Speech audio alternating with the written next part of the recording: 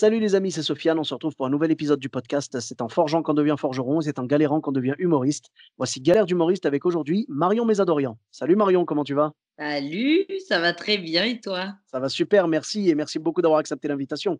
Ah bah, merci à toi, ça fait plaisir, hein, même si on se voit pas en vrai, quelque part, c'est une forme de chaleur humaine. C'est bien. Absolument. C'est le lien qui nous manque en ce moment et très bientôt on espère le retrouver. Et d'ailleurs, quand le podcast sortira, j'espère que toi et moi, on sera sur scène en train de kiffer avec des spectateurs. Ah ouais, c'est sûr, on va tout donner. Ça. En tout cas, le plaisir est partagé. Merci beaucoup. Et donc, tu avais une ou plusieurs anecdotes à nous raconter? Oui, alors écoute, toi tu m'as orienté vers galère d'humoriste, hein, c'est ça? C'est Bah, bon, je sais que la vie d'un humoriste est une galère, je le sais, hein, et mais oui, c'est ça. Alors je te dis, bon, lesquels? Parce que finalement, tu sais, quand tu as pris le recul, tu es obligé de te marrer de ces galères. Au début, tu deviens tout blanc, hein, tu trembles de cette galère-là et puis 2 ans après, tu fais: «Non mais c'est extraordinaire d'avoir pu vivre ces conneries-là», tu vois? C'est c'est c'est sûr, quand même c'est sûr. magique. J'avais déjà raconté, je crois, mais je c'était une de mes premières dates de tournée. J'avais joué au Café Théâtre de Nantes, qui s'appelle, la compagnie, du Café Du Théâtre Café de Théâtre. Nantes et Mmh. en fait, bah, moi, j'ai passé une semaine de résidence géniale là-bas et c'était au milieu, il y a une date, donc je commence, c'est dans la petite salle de 50 et le troisième soir, on me dit: «Oh là là, Marion, tu es complet, il y a même plus de 50 personnes, ils vont être 100, donc on te met dans la grande salle, il y a pas d'artistes ce soir-là». Donc je me dis: «Oh là là, mais c'est incroyable, comment ça se fait qu'en 2 jours, tout le monde vient me voir?» Et en C'est fait, génial. j'ai compris le truc, c'est qu'en fait, c'était, un tu sais comment on appelle ça? Un CE. C'était Ah, un groupe de alors voilà, on avait donc 50 résas de gens, qui venaient, de parce qu'ils avaient envie de découvrir un artiste et 50 personnes de maçons, de gens du BTP qui, à qui on leur avait offert la soirée et les mecs, ils avaient bu, tu sais, les bières, le vin, le saucisson juste à côté et quand on leur a dit à 21 heures, «Allez, il faut aller voir le spectacle d'à côté», ils se sont dit: «Mais qu'est-ce que non, non, on va rester là, on va boire un coup», tu vois? d'accord. Ils n'avaient pas du tout envie d'aller voir le spectacle d'une gamine, de 30 piges et donc je me retrouve avec une salle de 100 et puis je savais pas trop à quoi j'allais m'attendre et je vois le mec qui passait juste avant moi, qui avait fait ma première partie, il était extraordinaire, il s'appelait Kevin et ça Mmh. riait pas et je me disais: «Mais pourquoi ça rit pas? Il est génial lui, toute la semaine ça avait ri». Je me Ouais. dis: «Mais c'est vraiment très étrange» et en fait, quand je suis, arrivée sur scène, écoute, mais c'était même pas un glaçon, c'est-à-dire que vraiment, mais c'était l'enfer sur scène, quoi et il y a même un régisseur, le régisseur qui m'a expliqué que quand, le Kevin qui avait fait ma première partie a commencé à parler, il y avait des gars qui étaient sur YouTube avec leur téléphone dans la salle Oh, et qui n'écoutaient oh. pas du tout le spectacle. C'est-à-dire que les mecs n'avaient pas envie d'être là. C'est là où tu découvres aussi ce que c'est les joies des invitations, tu sais? On sait tu sais quand on te les mecs ils te disent: «Ah tu m'invites pas?» non gars, quand tu as payé ta place, tu es vraiment productif. Vraiment, je t'assure, c'est pas que je radine, c'est que je sais que tu vas plus kiffer, moi aussi. Paye donc 15 €, vraiment, n'hésite pas. Et c'est Je ça, tu suis sais, les totalement d'accord CE avec toi. et c'est ça, Ah, les CE, bon voilà, je comprends. En plus, ça part d'une bonne intention d'offrir, de la culture à son équipe, quoi. Mais je crois que le gars, il avait pas du tout cherché un truc qui pouvait, correspondre à son public, quoi. Et mmh. alors après, je fais pas un spectacle hyper girly, mais bon, quand même. Enfin bref, Mmh. donc ça, c'était quand même magique. Mon metteur en scène qui me disait toujours: «Écoute Marion, c'est jamais la faute du public, si ça rit pas, il faut toujours aller les chercher et tout». Et là, il Mmh. vient me voir à la fin, il me fait: «Non Marion, vraiment là, je t'assure, c'est pas grave. Vraiment, on va aller se coucher». Là, C'était là, il a remis en cause sa théorie là. ah non, mais je te jure, la tristesse. Il m'a dit: «Je suis désolé, on aurait pu faire une répète toi et moi, ça aurait été plus vivant. Donc franchement, allez, on va boire un petit verre de vin et puis on va aller se coucher». Et demain, on retourne dans la salle de 50, ça va être génial, tu vas voir. Ah. Mais ouais, mais attends, mais je comprends pas. Le CE, il avait pas prévenu qu'il y avait le spectacle de Marion Mésadorian? Mais si tu alors c'était en 2017, donc il y a 4 ans, ça faisait 1 an que je jouais et Oui. si tu veux, bien sûr qu'ils avaient prévenu. Moi, je savais pas, c'est la première fois que je faisais des dates de tournée, la première fois que je jouais devant un CE et enfin mixé à des gens qui avaient aussi réservé leur place à part Mmh. et en fait, non, ils avaient pas envie d'être là, en fait. Je crois que quand tu fais un spectacle comme ça, soit tu tu écris pour eux, un peu comme on disait, tu vois, pour des soirées privées, et tu les intègres un peu pour aller les chercher. Mais moi, je débutais, j'avais pas commencé, puis je pouvais pas vraiment parler que pour eux, puisqu'il y avait quand même une autre moitié de salle qui était pas du tout leur entreprise à eux. Donc, Ouais. enfin bref. Oh, c'est les galères d'humoriste, hein, écoute. Et du coup, les gens alors est-ce que tu arrivais à voir la différence entre les gens du CE et les spectateurs lambda? Ben oui, c'est-à-dire que sur les premiers rangs, il y avait les spectateurs lambda et sur les 2 tiers restants, il y avait le CE. Mais ça faisait un espèce de mur du son où les mecs presque interdisaient le rire dans l'énergie générale de la salle, tu vois? Et Oh là là. tu sais, c'était hyper glaçant et je me dis: «Mais je suis trop nulle». C'est vraiment mais horrible. Et donc du coup, bah, bah, écoute, tu te bats jusqu'au bout, tu vas chercher des trucs, tu les taquines et puis, tu déroules ton truc, du mieux que tu peux et tu te dis: «Allez, demain, je vais tout fracasser» et puis, voilà, j'aurais mieux appris. Donc Et voilà. du coup, le lendemain, ouais, ça s'est mieux passé? Ouais, c'était top. Non, franchement, la semaine était merveilleuse. C'est un lieu magnifique là-bas, la compagnie du Café Théâtre de Nantes et voilà, mais c'est ça. Écoute, tu sais, c'est les premières. Les Mmh. premières, t'apprends. Ah oui, oui. Alors sans mauvais jeu de mots avec le CE du BTP, tu essuies les plâtres. Oui, ah, allez, voilà. Non, mais je C'est comprends bon. parce qu'il y a une grande différence pour moi. Tu vois, tu parlais tout à l'heure de d'écrire des blagues pour eux, tout ça. Quand tu veux séduire un CE, c'est sûr que quand tu vas chez eux, tu vas te renseigner, tu vas demander est-ce qu'il y a eu des petits Ouais, dossiers dans voilà, l'entreprise, c'est ça. des trucs est-ce qu'il y a quelqu'un que je dois absolument vanner, Ouais, tu vois? Je sais pas, enfin, tu sais, tu demandes un peu l'état de l'entreprise, quoi, on va dire. Mais ça, c'est bien quand tu vas chez eux. Mais là, toi, tu pouvais pas parce que du coup, ils venaient chez toi, tu étais pas au courant, tu pouvais pas préparer ouais. quelque chose spécialement pour eux. Si tu parlais que d'eux, les autres spectateurs allaient se sentir largués. Donc vraiment là, tu sais quoi? C'était un guet-apens. C'était vraiment un C'est un guet-apens. peu le guet-apens. Après, je pense que, peut-être n'importe quel humoriste un peu aguerri, aurait sorti les armes. Mais là, je savais pas du tout que c'était un CE. Je savais pas du tout, moi, on m'avait juste dit: «C'est génial, c'est complet» et donc toi, tu es là, tu fais: «Oh, c'est génial» et en fait, c'est pas du tout que tu vas te faire défoncer et donc et c'est que je savais pas, dans quel milieu ils étaient. Je voyais beaucoup d'hommes et je me suis dit: «Mais qui c'est pourquoi personne n'est motivé, ce soir? C'est censé être un moment de fête». Enfin bref, franchement, écoute, avec le recul, tu te marres et puis, bah, tu as appris, quoi. C'est sûr que Bien tu sûr. revis jamais 2 fois la même chose, hein. La Ah prochaine bah, fois je ça t'arrive, tu laisses pas passer l'instant, hein. Tu totalement, ouais. dégaines, quoi. Ah Mmh. mais ouais, ouais, mais là, sur le moment, ouais, c'est sûr, tu as dû déguster, hein et ta ouais, bah, là, ta convalescence a duré combien de temps? Bah, écoute, tu pas le choix, faut remonter sur le cheval parce que le lendemain, je rejouais, quoi. Mais c'est ça qui est bon, tu vois? C'est que notre métier, il est plein de surprises là-dessus. Tu te prends une tôle, un soir et puis le lendemain, bah, tu as l'impression d'être à Bercy, d'être Beyoncé, tu as tout donné. Tu fais: «Mais voilà, voilà, pourquoi ils sont pas venus ce soir?» Ouais, mais c'est ça en fait, hein et l'avantage, c'est que quand tu te prends une tôle, tu vois? Un truc, tu prends un bide, tu prends une ambiance glaciale, un peu un iceberg comme tu as eu toi, tu vois? Vraiment Mmh. le lendemain, tu as la rage, Ah tu as ouais. envie, tu as une Ah énergie oui. de revanche, tu vois? Mmh mh. Et le moindre rire, tu vas le savourer et il aura toujours un goût meilleur que n'importe quel rire d'avant, tu vois? Ouais, ah oui, oui, c'est vrai. C'est le lendemain, c'est vrai qu'on a, une force, incommensurable parce qu'on se dit: «Non, non, mais pas une deuxième fois, en fait, c'est mort». Ouais, ouais. Ah, en fait, avant chaque grosse date qu'on fait, on devrait inviter un CE du BTP, tu vois? Voilà, ça sera la morale de cette anecdote. C'est ça. C'est attends, attends, mec, tu fais l'Olympia? Attends, attends, fais d'abord un CE du BTP la veille, comme ça l'Olympia, tu vas te déchirer derrière, tu vois? C'est ça, tu vas tout donner, mec. Et ouais, donc ouais. Oh, tu vois, tu disais ça, c'est dans tes débuts et tout, mais heureusement, c'est là que tu vois après que tu es motivé par l'humour et que tu as envie que tu envie d'être sur scène, de partager avec les gens et tout. Les gens, tu les aimes. Quand tu vois que tu es capable d'endurer ce genre de choses et que le Mmh. lendemain, tu remontes tout sourire, comme si de rien n'était. Ah, franchement, les C'est gens ouais, doivent se c'est vrai. rendre compte qu'on les aime, quoi. Mais c'est vrai que tu as raison parce que je me dis quoi? Je m'étais même pas fait cette réflexion, mais c'est vrai que c'est tellement violent. Tu sais, les gens souvent ils nous disent: «Oh moi j'ai du mal à prendre la parole, pour faire un anniversaire, faire le discours, pour, avoir en réunion dire ce que j'ai pensé du truc», et tu te dis: «Bah, toi c'est ce que tu vis alors, presque, tant pis pour toi, tu as choisi ton métier donc que tu sois pas heureux, ben, on s'en fout».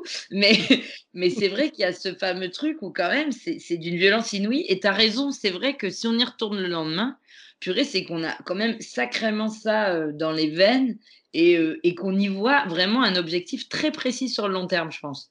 Bien Donc, sûr. on apprend tous les soirs et franchement, quand on sait que même les plus grands qu'on admire et bah, ils galèrent encore aujourd'hui quand ils font du rodage ou même sur des grosses scènes, bah, c'est l'humain, c'est ça qui est beau, c'est le spectacle vivant ou Mmh. ou pas.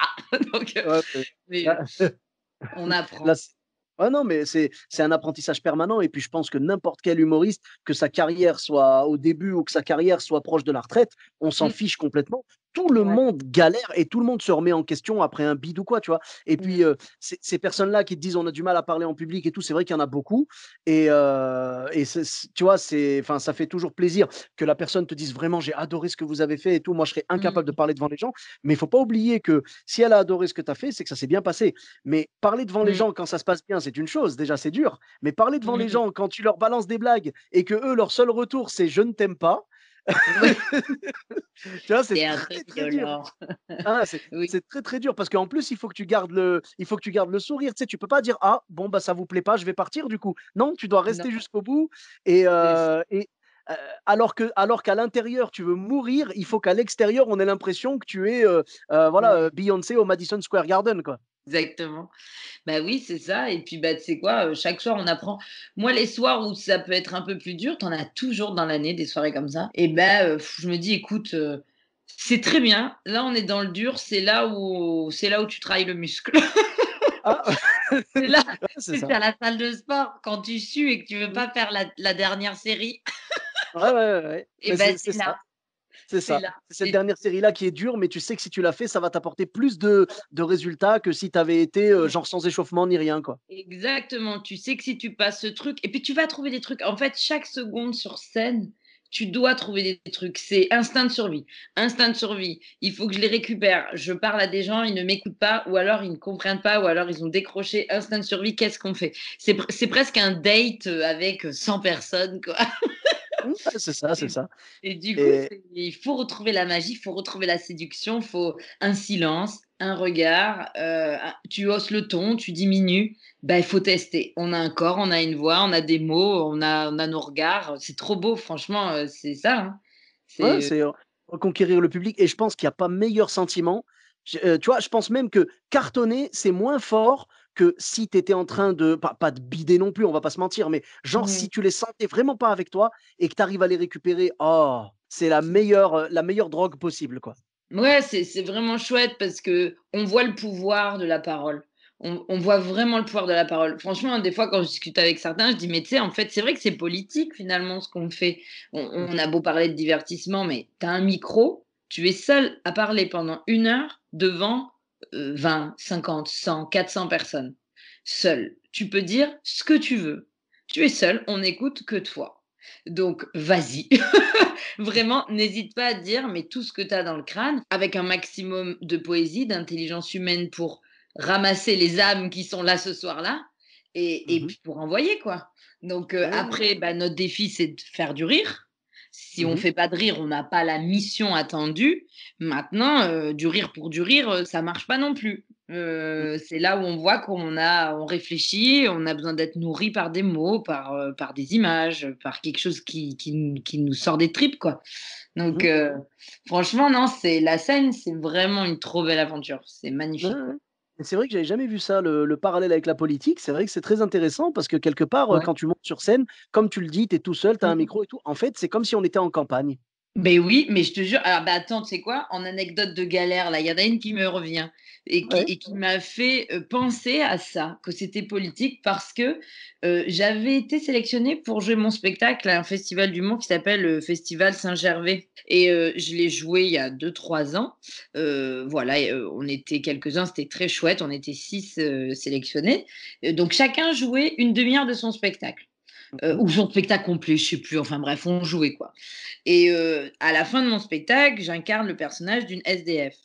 et Mmh. qui est, bah, entre rire et larmes, c'est les 2 quoi, sans que ce soit un guet-apens et en fait, dans la salle, il y avait beaucoup de people. C'est la première fois que je jouais devant autant de people. Il y avait, je sais plus, il y avait 4-5 personnes du cinéma, d'autres un peu mondaines, un peu jet set, parce que c'était le festival en montagne où les mecs, ils se font quand même payer, la semaine de ski pour être pris en sur le photocall.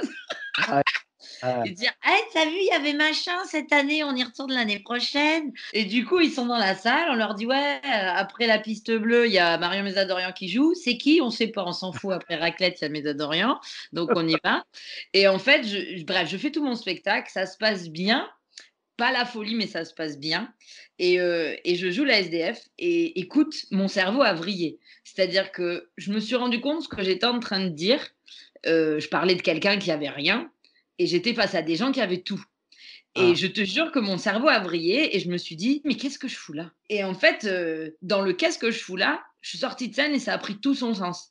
Alors déjà, quand je me suis dit: «Qu'est-ce que je fous là?», je me suis mise à pleurer. Ah ouais, d'accord, tu as été submergé par l'émotion, quoi. Ah non, mais quand je te dis galère d'humoriste, on y est. Je me suis mise à pleurer, c'est-à-dire je finis le sketch de la SDF, j'attends le noir, là je me mets à pleurer. C'est un moment assez émouvant à ce moment-là, mais c'est certainement pas à la comédienne de chialer, à la limite c'est le public, tu vois? Mmh mh. Et donc moi j'avais un final, il me restait 5 minutes de texte, il y a un noir avec de la musique et pendant le noir, je commence à pleurer, je me dis: «Reprends-toi, reprends-toi, reprends-toi» et la lumière revient et je fais mon final en faisant une boucle et en disant: «Voilà, je m'appelle Marion Zadorian, j'ai fait ça, ça, ça, ça et c'est mon final» et quand je commence à dire, ce que je suis en train de dire, ma voix elle déraille comme ça et je commence à mettre à pleurer et là, il y a tout le monde qui m'applaudit parce qu'ils étaient émus de la fin du perso en se disant: «Mais pourquoi elle pleure? C'est bizarre». Enfin et en même temps, il y avait une certaine tension dans la salle et du coup, ouais, je me suis dit dans ma tête: «Mais en fait, il faudrait que je dise même plus», tu vois? Parce que pour que ça touche encore plus ces gens-là et que le message passe, quoi. Mmh. Si je peux être le message entre, les mecs qui font la manche sur la ligne 2 et les mecs qui sont à la jet set là, en piste de ski, je me dis, bah, et en fait, je me suis dit, ouais, purée. Ah Et il y mais avait Gérard grosse Rolf mission, dans hein. la salle. Et en fait, il était dans le jury pour noter les comédiens. Et en fait, je me mets à pleurer, je me reprends et je l'entends qui crie: «Allez!» Je voyais la ligne d'arrivée et que le sportif, il avait boité. Oh! Donc, oui, oui, je me reprends comme il restait mes 3 phrases à dire et j'étais mais mon cerveau avait vrillé. Donc j'ai fini, j'ai des très belles applauses, voilà, ça reste des moments, assez fous. Voilà, c'est Ouais. politique parce qu'en fait, ce que tu dis, le but étant pas de faire un meeting d'un coup de ne plus être drôle, c'est d'avec beaucoup de poésie et de drôlerie faire réfléchir et tendre la main entre des mondes très opposés, tu vois? Mmh. Donc Oui, un peu le véhicule quoi, ouais, ouais, le véhicule entre 2 trucs, enfin véhiculer le un lien, message en fait, voilà quoi, ouais. c'est toi qui va transporter le message de ce monde vers l'autre monde. Parce que c'est vrai que si tu regardes bien, c'est 2 mondes qui vont jamais se rencontrer quoi. Mais jamais ou alors s'ils se rencontrent si, ils se rencontrent dans la rue, ils Heu, marchent, il y a un moment ouais donné, mais mais ils se regardent ils pas vont jamais et voilà, ils vont jamais échanger, ils vont jamais communiquer. Bien sûr, non, ils vivent dans le même endroit, on va ouais. dire, tu vois? Ils vivent dans le même pays, mais voilà, ils auront jamais l'occasion d'échanger, de voilà. Donc toi, tu peux faire passer des messages. Tu sais, un peu comme quand tes parents, ils s'embrouillent et qu'après ton père, il dit: «Va dire à ta mère ça» et ta mère, elle dit: «Va dire à ton père ça», tu vois? Tu sais, tu fais le messager, en fait. Donc toi, tu es un peu le messager entre les 2 mondes, quoi. Ouais, c'est un peu ça. Franchement, c'est parce qu'effectivement tu dis: «Ils se croisent», mais est-ce qu'ils ont envie de se regarder, tu vois? Et c'est juste ça, c'est de dire: «Vas-y, en fait, ça changera rien». Ça va t'apporter même plus de bonheur et d'humanité d'ouvrir juste les yeux, de faire un sourire, de dire un bonjour, c'est tout. Ouais, On te demande rien de plus dans un premier temps, tu vois? ouais, de pas faire comme si tu avais rien vu, quoi. Exactement et franchement, je te jure, mon cerveau a vrillé. Donc ça, c'était une galère d'humoriste. Franchement, c'était une sacrée galère, hein, parce que Mais c chialer à la fin de ton spectacle alors que c'est même pas fini, je peux te dire qu'il faut se reprendre. Je compatis parce que tu dois faire bonne figure, tu as envie de te lâcher à ce moment-là. Tu sais, c'est comme si ton corps te disait: «Non, non, Oui. là, tu pleures, donc finis ton truc tranquille, pleure tranquille, vas-y» et tu sais, quand tu pleures et que ça fait longtemps que tu as pas pleuré, tu vois? Vraiment, Moi, je sais que, tu vois, quand ça t'arrive à ce moment-là, tu as besoin de tout relâcher. C'est une pression qui s'est accumulée depuis je sais pas combien de temps et tout. Ouais, ouais, ouais. Il y a plein de choses qui se mélangent. C'est-à-dire que pleurer et s'arrêter de pleurer, dans la foulée, punaise, c'est balèze. C'est vraiment balèze donc Ouais, c'est ça et puis de récupérer non, non, franchement, la scène, c'est vraiment particulier parce qu'effectivement, quand tu proposes, toi, un podcast galère d'humoriste, il y a effectivement qu'on fait tout le temps des rencontres. Le public, c'est un date différent tous les soirs. On ne sait pas qui il y aura. c'est vrai. Eux-mêmes ne savent pas qui on est. Donc en fait, eux-mêmes ne savent pas qui il y aura sur scène, comment il va parler. À la limite, il a vu une chronique radio, allez, un sketch qui traîne sur internet, même pas. Les trois quarts, ils viennent, ils ont booké sur internet parce qu'ils ont rien à faire ce soir et qu'ils veulent rire, se divertir, prendre l'air. Et donc, aller, c'est une rencontre, quoi. Donc, la plupart du temps, effectivement, ils sont bienveillants, ils sont pas là pour, ils nous veulent pas de mal, bien au contraire. Et c'est à nous de, justement, avec les mots, jouer et les choper, quoi, leur retourner le cerveau dans la joie. C'est noble comme truc, tu vois? On veut leur faire oublier leurs problèmes pendant 1 heure, ou 1 heure et demie. On veut partager avec eux et puis on veut passer des moments, de beaux moments de partage et tout. Quand des fois les gens dans le public, ont une réaction qui nous apporte une nouvelle vanne, on en est fier parce qu'on se dit: «Celle-là, on l'a créée ensemble», tu vois? C'est Ouais. voilà, donc vraiment, je pense qu'il y a pas plus beau que la scène. Mmh. C'est vraiment un truc magnifique et on a envie, vraiment de faire ça toute notre vie, je pense. Quand tu es dans l'humour et tout, tu sais, quand tu es au boulot, quand tu as un boulot classique, tu vois? Moi, je suis chauffeur de bus, à Bordeaux. Ouais, Quand tu as un boulot classique, tu te dis: «Punaise, vivement la retraite», tu vois? ouais. Et quand tu es sur scène, tu te dis: «Mais je prie Dieu de ne jamais m'arrêter de jouer», quoi, Oui, tu vois? oui, oui. Ça Ah ouais. soigne, ça fait du bien. Ben tu sais, moi, avant de parce que là, j'en vis depuis 2 3 ans, mais Mmh mh. avant que j'en vive, comme toi, j'avais 1000 jobs, j'étais, baby-sitter, je vendais des fringues, enfin, j'étais hôtesse d'accueil, j'ai fait plein de trucs. J'ai fait des études, très longues et puis en même temps, j'étais persuadée que je voulais être comédienne et j'avais envie d'écrire un seul en scène et voilà et ça a été job alimentaire sur job alimentaire jusqu'à ce que je lance le spectacle, jusqu'à ce que j'y trouve une récurrence, qu'avec les recettes que je dégageais, je pouvais me faire des cachets. C'est pour ça qu'il y a ce fameux statut de l'intermittence qui est important. Et puis, pour lâcher ton job de chauffeur un jour et de pouvoir en vivre grâce aux recettes que tu vas faire, que tu vas générer, et tu auras tout ce temps pour continuer à écrire du texte et du texte et les retrouver le soir, quoi. Mmh. Donc, Ouais, c'est c'est vrai. ce que je te souhaite. Bah, je te remercie. Ouais, c'est vrai qu'on a vraiment une situation super en France à ce niveau-là. On a une chance incroyable et on espère vraiment qu'on va pas perdre ces Conserver bénéfices-là ses et ces avantages. C'est des acquis, en fait, hein. Oui, c'est On ça et espère puis vraiment c'est qu'on pas c'est tu vois, les gens qui connaissent pas, ils ont l'impression que c'est un truc de feignant, c'est pour les feignants l'intermittence. Pas du tout, c'est un système, qui est magnifiquement bien fait. C'est-à-dire qu'il faut quand même travailler toute une année et sur cette ouais, année, tu as droit à une année d'aide, voilà. pas une journée de plus. C'est ça Donc et en fait, les gens le voient comme de l'assistanat, mais pas du tout. C'est juste exactement, du chômage adapté parce qu'en fait, quand oui, tu as un boulot exactement. classique, quand tu es à plein temps et qu'après ça s'arrête, ben, on te donne du chômage d'un Oui. coup et on te donne tout et Mmh. quand tu es intermittent, justement par définition, l'intermittence, tu vas pas travailler tout le temps. Donc on te donne en fonction de quand est-ce que tu as travaillé et quand est-ce que tu as besoin, c'est tout. Mais c'est juste du chômage adapté, c'est tout. C'est la même Oui. chose qu'un un Et puis, un il faut le régime de chômage conquérir, classique. il faut le conquérir ce chômage, hein, c'est pas évident, hein, parce que franchement, nous, c'est vrai qu'on n'a pas de CDI. On doit décrocher un CDI tous les jours, tous les 3 jours, tous les mois, que ce soit, pour avoir un rôle au cinéma, que ce soit une pièce, de théâtre. Nous, pour notre propre spectacle, démarcher plein de dates de tournée dans toutes les villes. Une ville, 2 villes, 3 villes, avant d'avoir 30 villes, il faut qu'on envoie. Ouais, c'est un vrai travail qui prend du temps. Et on a de la chance d'avoir ce système-là, donc non, c'est vraiment une pépite aussi, d'avoir ça, quoi. C'est merveilleux. Ouais, ouais, absolument et on va tout faire pour pouvoir le garder et puis, que les gens j'espère que les gens comprendront un petit peu mieux ça et puis, pourquoi pas, que ça puisse, éveiller tu vois, des vocations et tout, que des gens se Ouais. disent: «Bah, heureusement, voilà, comme il y a ce système-là, je vais pouvoir me lancer, et puis, enfin, travailler à fond», parce que bien évidemment, c'est du travail, hein, Mmh. mais ça reste toujours un petit filet de sécurité pour pouvoir s'en sortir et je pense que Ouais. tous les humoristes, tous les artistes et tous les intermittents du spectacle au sens, général, sont contents qu'il y ait eu ce truc-là pendant le covid justement, vu qu'ils Ah pouvaient pas ouais. travailler. Voilà. Franchement, c'est vraiment c'est du pain béni et puis voilà. Parce que tu sais, franchement, je disais à mes potes, je fais: «Mais en fait, si, on n'est plus comédien, bah, en fait, on va être serveur». Ah bah non, les restaurants, ils sont fermés. Bah, on va faire, Deliveroo. Ah bah non, il y a plus de vélos disponibles. Bah, on va faire, bah non, il y a plus rien. C'est ça, c'est Le ça. comédien est serveur normalement.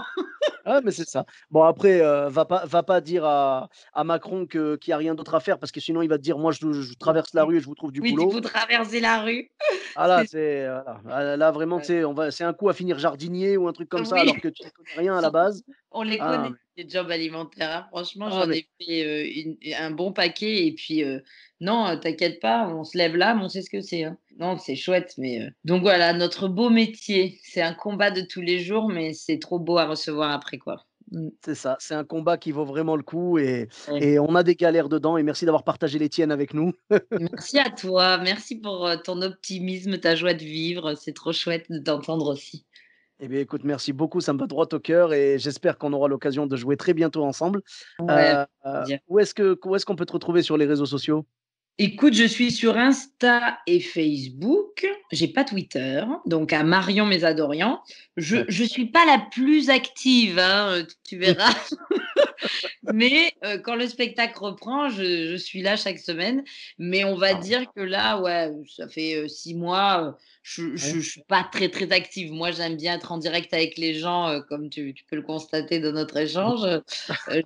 J'aime trop parler avec les gens, me marrer, voir leurs yeux. Donc c'est vrai que je m'ennuie sur le téléphone. Je m'ennuie D'accord. fortement, mais par contre, j'utilise l'outil, dès qu'il faut promouvoir, expliquer aux gens où est-ce qu'on peut se retrouver sur scène. Et ça, il y a aucun souci, je fais le travail, donc ça avec un maximum de joie et de contenu sympa, quoi. Alors normalement, vous pouvez me retrouver du 17 septembre au 31 décembre au Petit Palais des Glaces à Paris, les jeudis, vendredis, samedis à 19h30. Eh beh, Voilà. génial. Super. Et Tu as une chaîne YouTube peut-être aussi? non, j'ai pas de chaîne D'accord. Non, mais c'est pas grave, il y a pas de j'ai souci. pas de chaîne C'est YouTube. très bien. Si, j'ai une chaîne YouTube, il y a des vidéos, tu me diras. Si, Ouais. si. Non, la meuf a 112 ans, quoi. Si, si, j'ai une chaîne YouTube, D'accord. Marion Mésadorian, toujours, on n'a pas changé de nom. Et du coup, ouais, ouais, j'ai des vidéos qui s'appellent Pépites au Mmh mh. pluriel que j'avais faites, il y a peut-être 1 an et demi.